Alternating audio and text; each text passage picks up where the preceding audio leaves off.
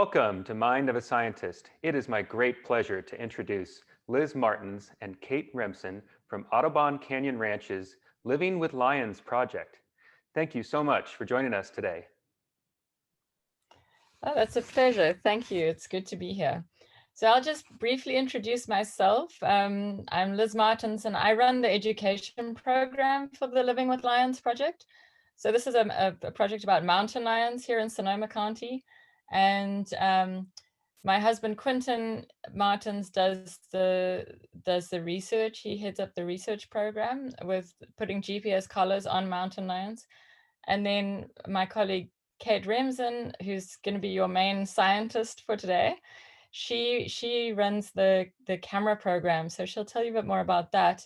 But the thing which is exciting about what she does is it's about citizen science, which is really a way of getting the general community involved in science, which is something really interesting to look at as an option. Kate, go ahead. Hi everyone, my name is Kate Remsen, and as Liz adequately mentioned, I am heading the trail camera project at Living with Lions and working very closely with Quentin on mountain lion captures and mountain lion research. And so I actually came here a very interesting way. My path is not in the regular path of a biologist. I grew up in Sonoma County in Windsor, and then went to college in Los Angeles and went to school for film and television. So I actually identify as a filmmaker or a producer of documentary films. So after college, I worked in Los Angeles as working with an agency, a talent agency. I actually worked at Nickelodeon Animation. If you know what SpongeBob is, you know what that is. And then I got in contact with a veterinarian up in Novato in this area. And it was very serendipitous the way that we got in contact. And he told me, his name is Dr. Winston Vickers. And he told me that he has this massive archive library of trail camera footage of mountain lions and needs something to do with it. And so I basically told him, well, you could either pitch your idea to a big network like National Geographic or the Smithsonian Channel and then get denied, which is usually what is going to happen, or you can make it yourself. And that's kind of what we did. So we ended up making a mountain lion documentary with UC Davis, and it already has 1.5 million views on YouTube. So I'm very excited about that.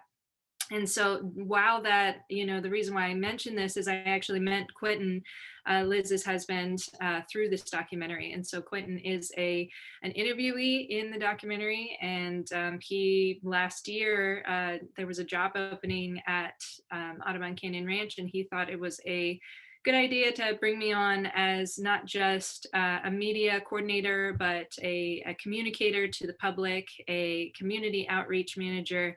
And that's kind of what we're doing right now. And I've been grateful enough to be able to keep my job over the course of the pandemic, and it's just going to be expanding over the next year. So I'm very excited about that.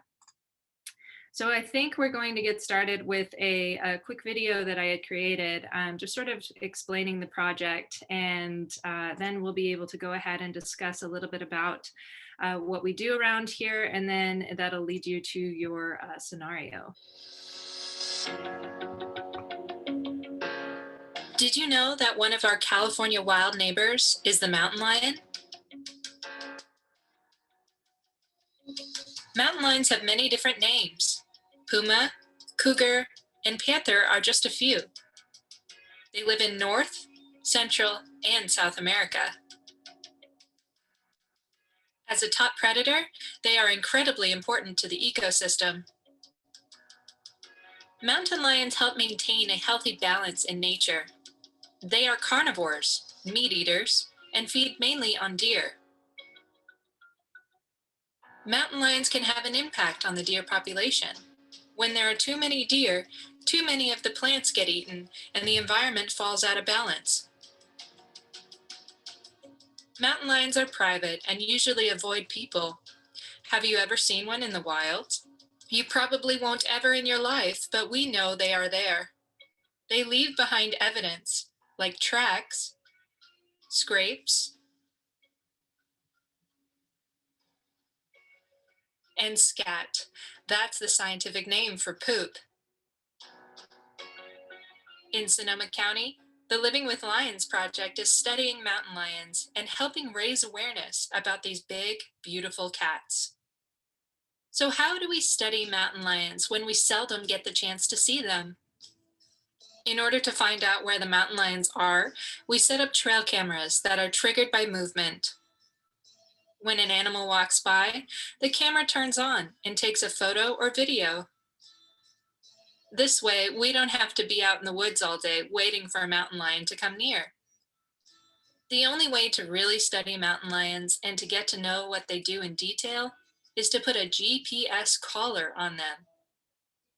And to do that, we need to catch them, but that's not so easy. To do this sort of work, we need permission from the California Department of Fish and Wildlife.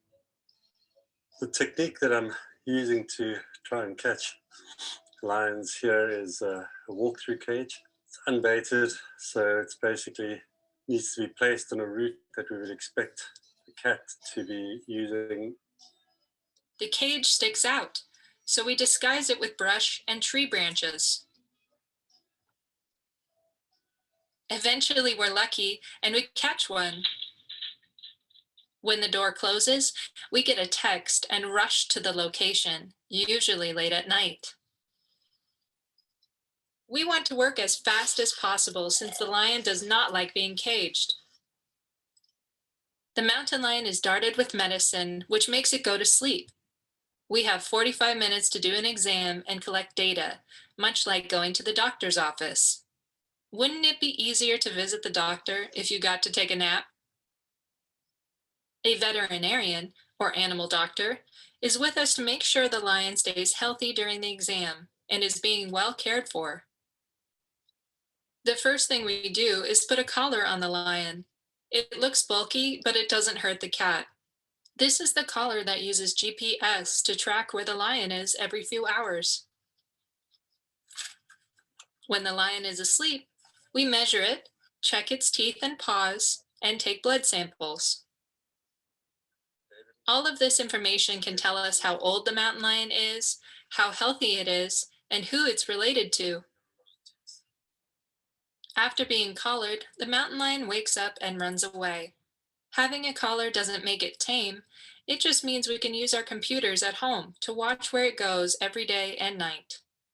From there, we can learn where it's headed, what it eats, and the size of its territory.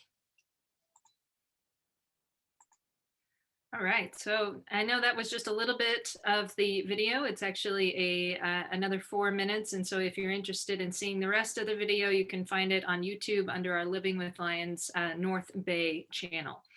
And we'll happily share those kind of links with you guys later on.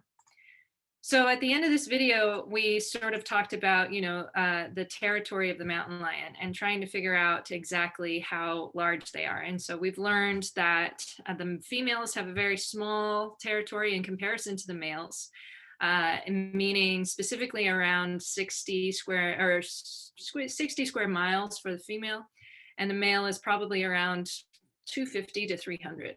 So, and it all depends on where you're going to be located. There's a mountain lion in Los Angeles called P22, and he's a famous mountain lion. He only has a territory of 8 square miles because he's surrounded by the city of Hollywood and the city of Los Angeles. So I'm going to share my screen just one more time. And we'll go ahead and see, this is the territory of P1. Are we seeing that? Great. So P1's territory right here, the Bouverie Preserve, is located in Glen Ellen. This is just a 2-week period. And so all of these little dots are coming from her GPS collar that we had put on her. And at this time, she maybe traveled about 30 miles, moving through all of this land, all of these different parcels. And so one of the biggest things that I have to do is I have to encounter all of these different landowners. And so it's interesting to see a grid of Santa Rosa and how many different individual private properties that these animals are moving through. Here's an example of P5. So P5 is a male, and you can see that his territory is significantly larger. And so he's moved, again, this is only 2 weeks. but he moves about twice as much, which is about 60 miles. And so he's moved a lot. Now, say, I'm going to give you a little bit of scenario here. So say, for example, he makes a kill over in these hills right here. Okay, so then I am interested in this kill because I want to know what he's eating. Maybe I want to place a camera out there. And in order for me to get access to this land, this isn't public land. I just can't walk on here. I actually have to do significant research in order to get a hold of whoever owns this land. Now, this person, let's call him John Smith, maybe he doesn't want me on his property. Maybe he's actually sort of anti-mountain lion, you know, all these different kinds of things. So it's a very delicate balance of communicating the science and the reason why I want to come onto this property, not just invading his personal space. So I want to actually pose the question of how many individual people, how many individual parcels, individual private properties do you think is within this yellow line? Stefan says 25. 25 people, 60 people. All right, so this is actually about 55,000 individuals, right? So 55,000 individual people within one territory. Close enough, 400 exactly.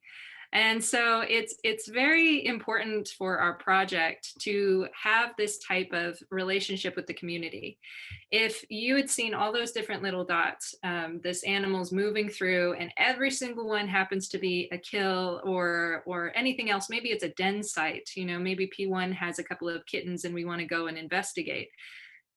55,000 people, I have to give them a call, explain to them the project, and see if they have any interest in having us come onto their property. Now, how often are you actually going to get individuals saying yes? Well, surprisingly, since we've been creating, since we've had created a reputation in this area, a lot of people are very, you know, interested in this project.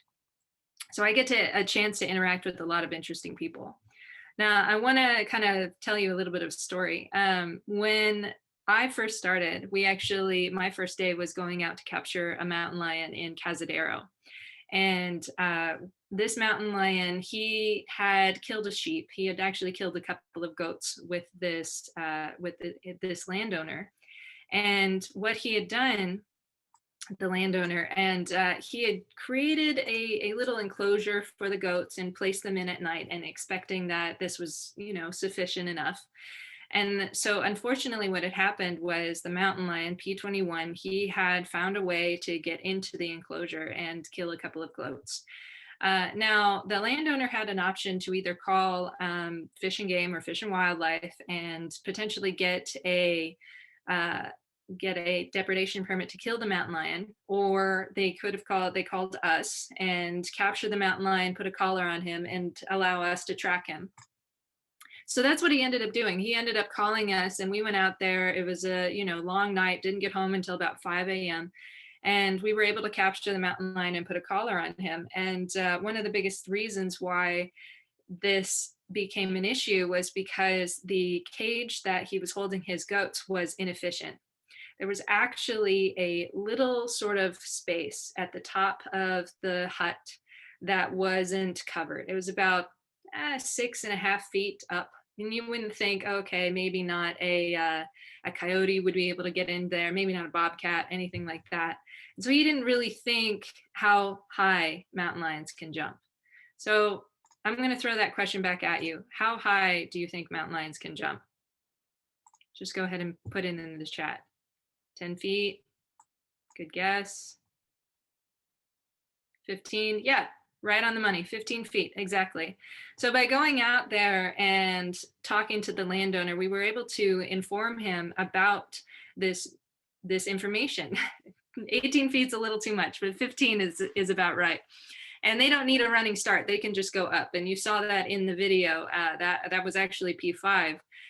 He had a collar on, and he just goes straight up and straight back down again. So the mountain lions, P21 was totally able to get into the cage with the goats, kill the goats, and then leave, no problem. The landowner didn't know this, and so we were able to inform him about it, and he was able to build up a more protected, predator-proof pen for his goats. And so it's really an amazing project, not just how and dealing with people with, their depredations, but also, with the trail camera project is what I call it. And so going back to the territories of these mountain lions, 55,000 people is just one mountain lion's territory, right? And on that mountain lion's territory, that male mountain lion is going to have a couple of females. So maybe about 4, 6 females on his territory. But again, they're going to have significantly smaller territories. And I get to interact with all these different people. The Trail Camera Project allows me to place a trail camera on one of their properties. I actually have one here, so I can show it to you. One of the trail cameras on their properties, and this is a 24-hour observer. So it's going to be taking pictures all day, any rain or shine, doesn't matter. And what's so cool about these type of cameras is that it's not going to just take pictures of mountain lions, it's going to take pictures of all different kinds of animals.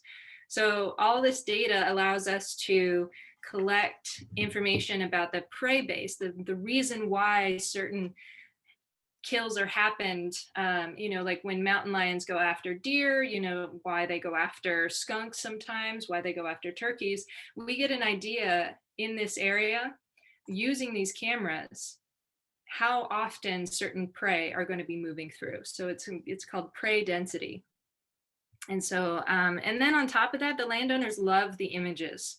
It's just so exciting to be able to show the images to these landowners and have them go, oh my goodness, like, does this mountain lion live on my property? What do I do with my dog? Or I have small children. And it just opens their eyes to their wild neighbors, to the animals that are moving around. And we don't often get a chance to see them because they're moving around at night or they're moving around when we're not there. And so these cameras gives us an opportunity to be able to spot them. And I think it's just very important to coexisting with wildlife in our area. Let's take some questions. Students, if you could please put your questions into the chat. And I'm just curious, while students are typing their questions, how often do you actually see a mountain lion when you're just out in the field, or have you? I have not. No, you're not going to see a mountain lion out in the field, actually. I mean, the possibilities are so rare. You walking around in your backyard, or even at Jack London State Park or Annandale, the likelihood of seeing a mountain lion is so small. And that's because these mountain lions are observing us and they see us, but they don't want to be seen. These are stealthy animals, and that's what makes it difficult as a filmmaker. So you've all seen Planet Earth, Blue Planet. You've all seen these amazing, like, high definition, slow motion videos of African lions, right? Well, African lions are just out in the open. They're so used to people right now that they're just like, whatever. It's another truck. It's another safari group. They don't care. Mountain lions, on the other hand, are reclusive, and they've been hunted really significantly all across, well, they're now extinct, along the eastern coast of the United States. And so that fear of humans is within the species, even on the West Coast. Even it was only 95, I believe, or 98 that they stopped hunting mountain lions in California. So it's still embedded into them. And these mountain lions can live to be about 15 or so. That's like a really old mountain lion. So no, you're not going to get a chance to see them out in the wild. I've never seen one in the wild. I've only seen them when we go on captures, and that's still really exciting regardless. But I've seen a lot of crazy stories. I've seen a lot of crazy videos. Like the man who encountered a mountain lion in Utah. That was a fun experience for him, not really, but and we were interviewed for that as well, and so that was an interesting experience, but most likely you won't actually get a chance to see them in the wild, unfortunately. Stefan is wondering, what malfunctions can occur with the mountain lion traps? Can the door not activate, or what if a text isn't sent? And if the lion is stuck in the cage, what are the precautions you take to make sure the traps work properly? trial and error, I would have to say. These traps, it's so funny. When we set up a walkthrough cage, like what Quentin was saying in the video, we put it on a timeline where it's only active at night. But sometimes we'll actually get images of the animals moving through when the trap is deactivated. So the animal's like going to move through the cage when we're not trapping. And then they won't move through the cage during the night when we want to trap, which is really, really frustrating. But we put cellular cameras on all of these spaces, and multiple ones. So not just one, but 2 cellular cameras. We double check them. These are not cellular cameras, so they're not going to send text messages when an image comes through, but we place them at any of the trap sites and make sure that if an animal were to get stuck in the cage, and we're nearby all of the time, we're nearby. So the process, we go and we set the cage, and then we wait just maybe a couple of miles away, maybe just around the corner. And we're waiting all night to see if something is coming into the cage. Not only are we looking at our cellular cameras, but Quentin has telemetry equipment, which is going to give a specific signal when the trap closes. It just says the trap has been triggered. And so once that happens, we go in to see if it was a mountain lion or something else. So what else did that, hopefully that answered that question. Yeah. Malfunctions would be the trap doesn't go. So the mountain lion could walk in and then it doesn't trigger the, what's that word? The ply board, I guess you can say, the little trap board. It doesn't trigger it. Like there's maybe some leaves back underneath. The tread plate. Oh yeah, the trip plate. Yeah, exactly. And so sometimes the trap doesn't even close. And then that's just really frustrating overall. Mateo is wondering, what percentage of people are very ill-minded towards your study of mountain lions? Liz, maybe you can help me with this one. I'd have to say maybe 60-40, like 60 would be pro mountain lion, 40 anti mountain lion. You know, I mean, it really depends on where you're located.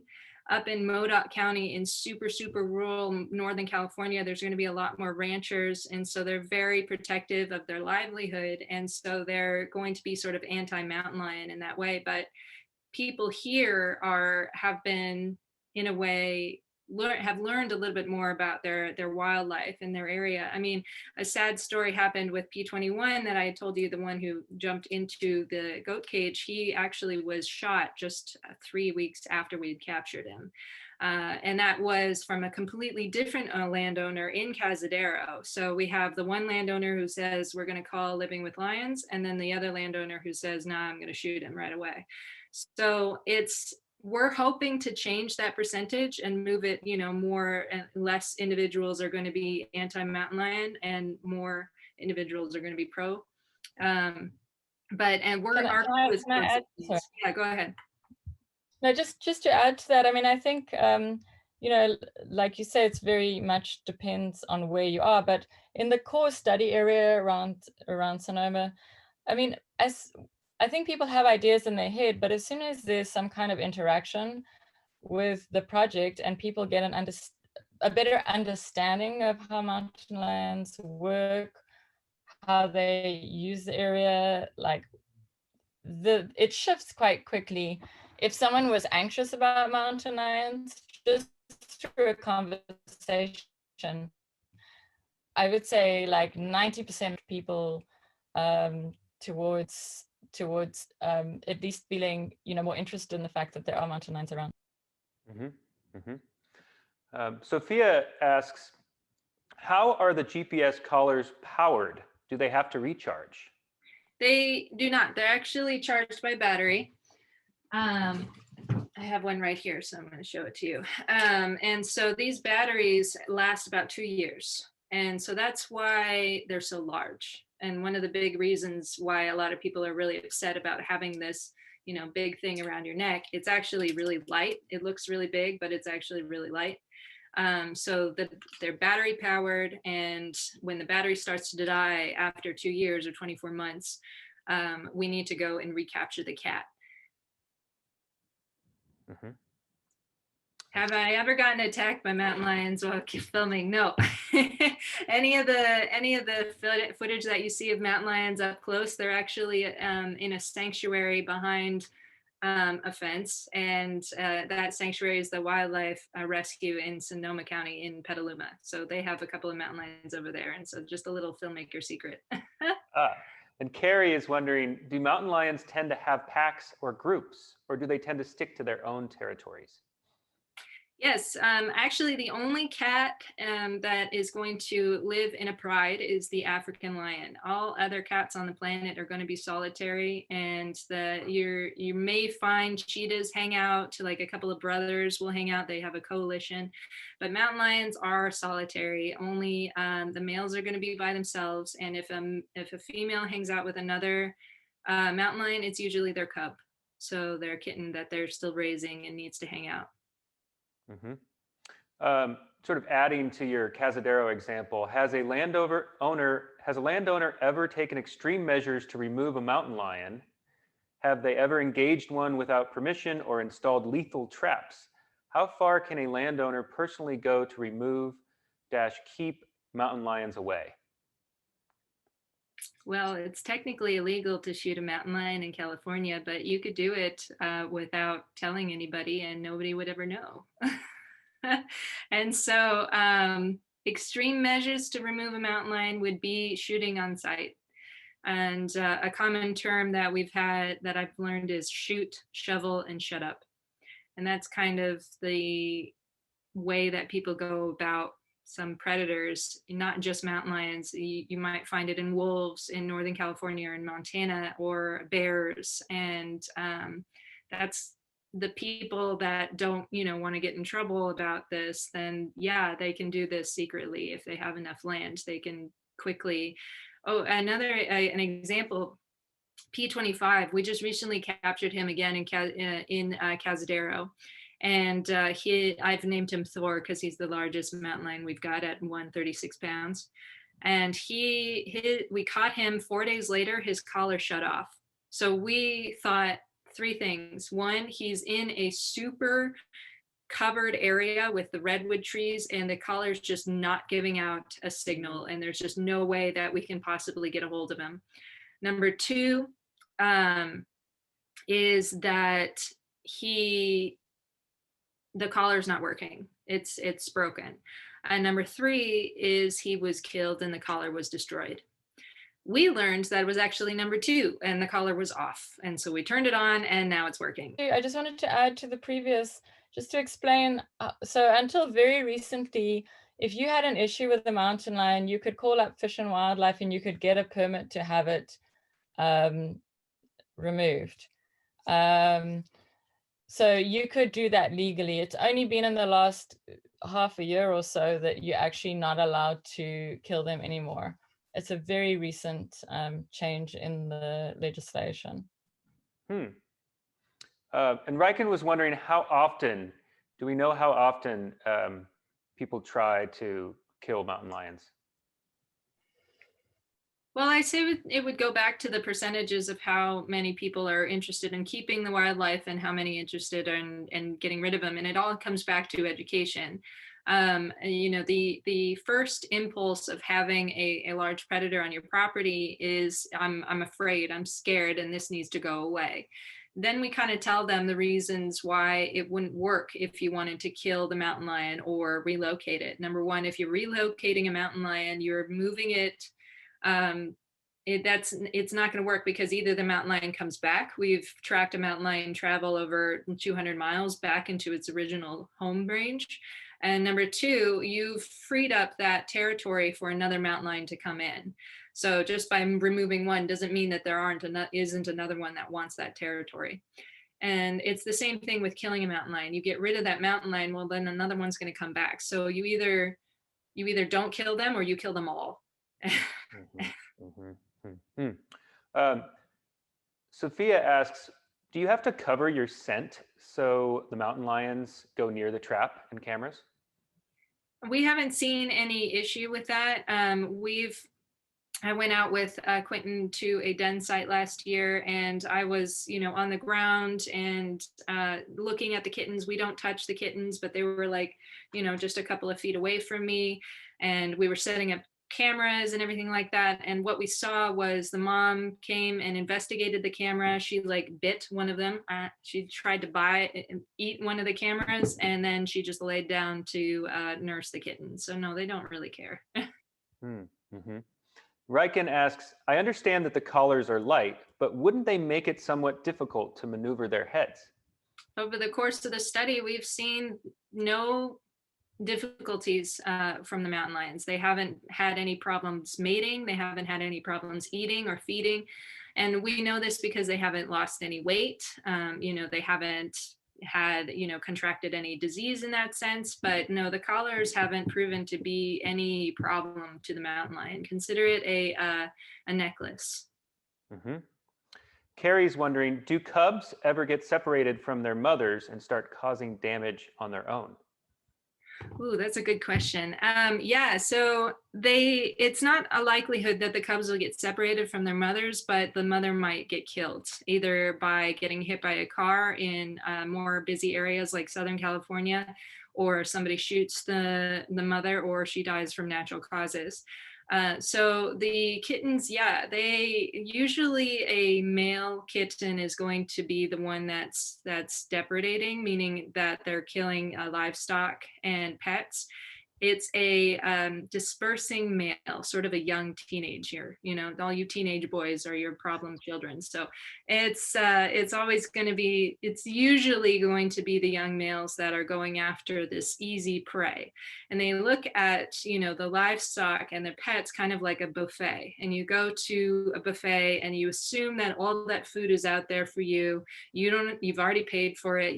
There's nothing blocking you to it. And so that's what the mountain lions are looking at this livestock as an easy opportunity. And usually the young ones who haven't had most experience on trying to take down a deer, or they've lost their mother for whatever reason, then yeah, they might go after the livestock and become problem pumas. Most of the time though, if depending on the age of the kitten, they won't survive without their mother. So they stay with their mother until they're about 1 to 2 years old. And their likelihood of surviving is only about 50%. So if the puma loses their mother anywhere before their time it is to leave the nest, then it probably won't survive. There were a couple of kittens, 3 kittens actually, that had been caught down in Southern California because they were found by themselves, maybe only about a couple of weeks old. And the mother had been hit by a car, and now they're living their life in the Oakland Zoo. So they have actually a really good enclosure over there, so you can go and take a look at them. But they were from Southern California, and their mother had passed. And since we can't raise them and release them into the wild, so there's no way that we can do that. So they're living their lives in a sanctuary at the zoo. Well, that wraps up our Q&A. Thank you so much, Liz Of course. and Kate, for coming today.